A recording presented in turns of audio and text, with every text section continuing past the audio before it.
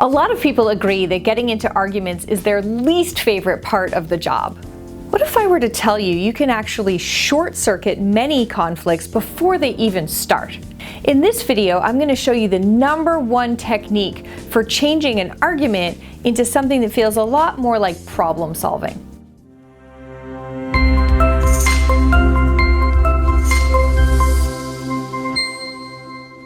Hey everybody, this is Liane Davey from 3Cos. I help teams work through some of the most challenging people issues so they can get back to business. If you're new here and are looking for practical tips and tools for how to build a high-performing team, make sure to subscribe and click on the bell so you don't miss a thing. Okay, so back to the issue. How do you stop an argument from starting? Imagine a colleague says something that you disagree with. I mean, full-on, face-scrunching, head-tilting crazy talk. I don't know what we're yelling about! You have a split second to decide what to do. And what you do in that moment means the difference between setting up an argument as adversaries or shifting into problem-solving mode as allies. How do you respond? Imagine it. So remember, this colleague has said something you totally disagree with. So let's give you a multiple choice test. A, do you calmly, politely tell them why they're mistaken? B, do you do a spit take, wipe the coffee off your face and say, what the f? C, do you smile and nod half-heartedly and really hope they'll drop the subject? Okay, it was a trick question. The answer's D, none of the above. Let's talk a little bit about why. If you chose answer A and calmly and politely told your colleague why they were mistaken, you know, it's amazing. You are 100% wrong. I mean, nothing you've said has been right. Well, you're still telling them they're wrong. And telling somebody that they're wrong is not a great way to get into a productive conversation. You're probably going to make them feel badly or make them dig in and pull on that tug of rope even harder. So if you're trying to move things forward, get to a better answer, telling somebody why they're wrong is not the way to go. It's a surefire way to go nowhere good and nowhere fast. So it's clear you're going to get in a fight. Now it's possible that it'll launch a pitched battle right then and there, sure, but it's just as possible that that issue's going underground and it may be guerrilla warfare fought in the bushes. Stay calm! Wait, everybody calm down! Well, I mean the hallways, but you know what I mean. So A, if you said A, that I calmly and rationally and logically tell them why they're wrong, I know that you're trying to get to the best decision and you think there's one clear answer, but I'm telling you right now, that's an instant way to start an argument. So no, don't get to just tell somebody that they're wrong. Okay, what about answer B? What if what you did was make the person feel dumb? You said, what the? Well, okay, you understand when I say it that way that telling somebody that they're stupid or completely off base is also not a great way to avoid an argument. In this case, probably what's going to happen if you've embarrassed somebody in front of others, you can be pretty sure that most people are actually going to take that fight underground. So all you've done is give them an express ticket on the passive-aggressive train. Woo, woo! So you know this one's coming to bite you in the butt later, but you never know when or where the issue's going to raise its ugly head. So if your first instinct was to, really tell the person what was wrong with their idea or to be insulting or have a quick comeback, none of those things is going to lead you anywhere productive. So no, B is off the table as well. Okay, so what about C? Maybe you thought, every once in a while you have to pick your battles and it's just not worth it. So I pick C, smile, nod, go along. You were serious about that? After all, C is the answer we learned to pick in college as the right answer to all multiple choice quizzes, isn't it? Well, no, not in this case. So if you give up and just say nothing, dude, you dropped the rope, threw in the towel. Like, what's with that? how are you going to get your team to a good answer to the problem? Just giving up and going along to get along? That's not a good answer. The team's counting on you to have a better answer than that. So I'm afraid, no to C as well. It is not a good way to actually avoid the argument because it's coming back later for sure.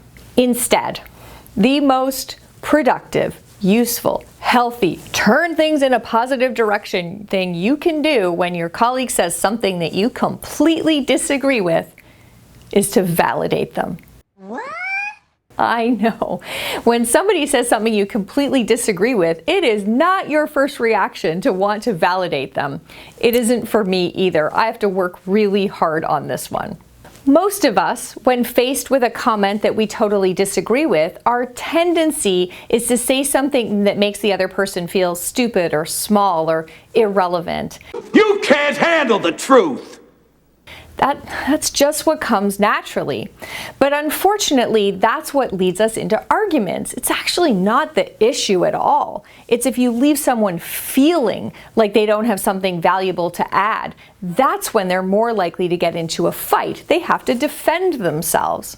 I want you to think about a recent disagreement that you went through, because the more you can actually make this real for you and think of real situations, the better.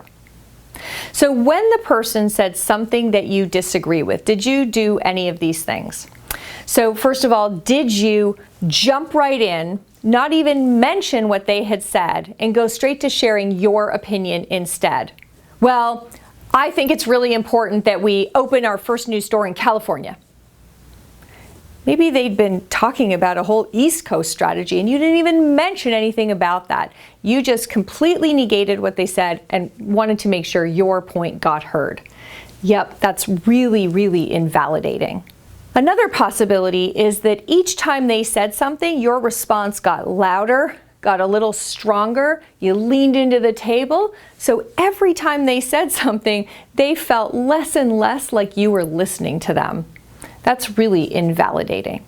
One of the other things that we often do, so I want you to think honestly about how often you do this, is that when you're starting to have an argument with somebody that you don't agree with, you actually start to turn your body away from them. You start to drop your eye contact from them. And when we do that, that's a very subconscious but strong signal that we are invalidating what they have to say and even that we're interested in them saying it. So whether you do it assertively by, ignoring their point altogether, or with your tone and body language by getting louder and louder, or by turning away, it's critically important that you not invalidate the person. Once you've invalidated them, they will have to stand up and defend themselves. That's when you get into a fight. So whether it was what you said that showed you didn't want to hear their point, how you said it with your tone, or what your body language conveyed, if you have invalidated the person, make them feel that their point or even they aren't worthy of the discussion, you've invalidated them, and invalidating them, guess what it does? It makes them cranky. And cranky people get in fights. Here's an alternative.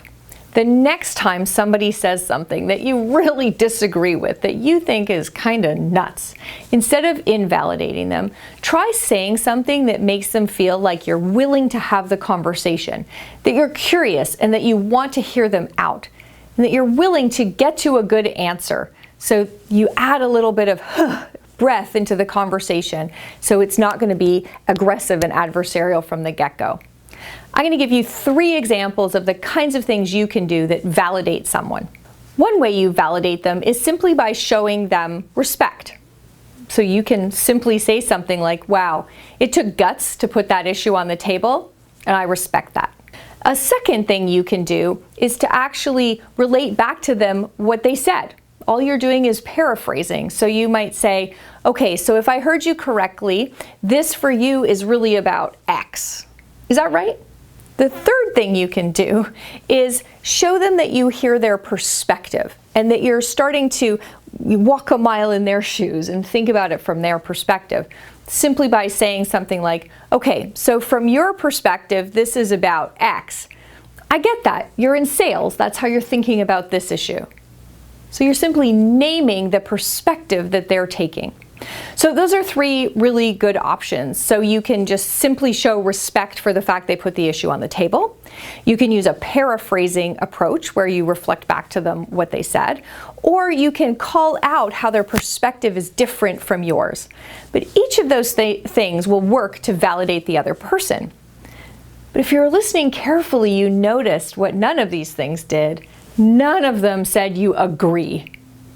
You don't have to agree with someone to validate them. All you're doing is saying, okay, I'm willing to have this discussion with you. Okay, so that's step one. Listen to the person, hear that thing that kind of makes you cringe, but instead of, putting the idea down or contradicting them, instead start by validating them with some kind of a statement that says you're willing to have the conversation. The next step is to ask some open-ended questions to learn a little more. Show them you're really interested. It wasn't just a superficial parroting of what they said, some technique you learned on a YouTube video. If you ask some great open-ended questions, that's really going to engage them. I wanted to help you out with these great questions. So if you look in the description below, you'll see a file called 100 Productive Conflict Questions. I'm giving you 100 to choose from. Yay! Just print that baby out, keep it tucked in your notebook, and you'll always have a go-to question for keeping the conversation open. You've listened, you've validated, you've asked some more questions and paraphrased back what you're hearing. Now's the time to make the pivot. And that pivot is the most important step too. If you've done it well, if you've validated them, if you've been interested in what they have to say, you'll see it in their body language. Their shoulders will start to drop a little. What had been a very scrunched up face will start to relax. And that's when you know that it's the right time to add your perspective. So that's what a pivot's all about. A pivot is where you now add your perspective to the discussion. You'll be into problem-solving mode then, not in fight mode. And that's when it's okay to add your perspective to the discussion. So let's take the examples that we already gave, the show respect, the paraphrase approach, or the perspective approach, and I'm going to say the same thing again and add the pivot on to show you how you can move towards adding your perspective. The first example I gave was the show respect example. So let's take show respect and add the pivot. So I know it took guts for you to put that on the table, and I respect that. Let me reciprocate by telling you what I've been thinking but haven't said out loud. The second example was the paraphrasing example. So you've said something like, okay, so if I'm hearing you correctly, for you this is about X. That's interesting. For me, it's more about Y. The third example was the perspective example. You said something like, for you this is about X, which makes sense because you're thinking of this from the sales side. For me, I'm in supply chain, so you're thinking about it as how much product we can ship in June, and I'm thinking about it as how are we going to ship that much product in June? These examples show you how the validation and pivot technique deals with our two biggest concerns in having an argument. First, we're worried that if we're going to avoid a fight, we have to just agree with something that we don't actually agree with, the go along to get along approach. And you've seen through this that validation does not mean that you need to agree. It simply means that you need to show that you're willing to have the conversation and hear your colleague out. The second thing we worry a lot about is that our own perspective and the things that matter to us are going to get lost in service of just being happy and harmonious. And again, when we validate and pivot, there's no need to ignore or give short shrift to our perspectives, because what you do is you set up the expectation that I'm going to listen and question and engage with you. It will absolutely be clear in a social situation that the reciprocating is expected. Once I've listened to you, you're going to hear me out and take my perspective into account. So the validate and pivot example keeps you out of an argument without having you roll over and play dead or be the doormat. It's a way of having the conflict productively, avoiding an argument, but still making sure everybody's perspective gets heard. Validating another person is the fastest, most reliable way to short circuit a conflict. It's amazing how well it works. You immediately decrease the intensity of the conversation. It keeps it more focused on the issue as opposed to the personal stuff, and it allows you to get to a mutually agreeable solution so much faster. And it's not as hard as it sounds, because validating doesn't mean you have to agree. It just means that you need to signal you want to problem solve as allies rather than arguing as adversaries. So the question of the week is, how are you going to short circuit the next argument that starts to bubble up on your team? Thank you so much for watching the video. Before you go, be sure to subscribe and click the bell so you make sure not to miss a thing. Thanks so much. Good luck.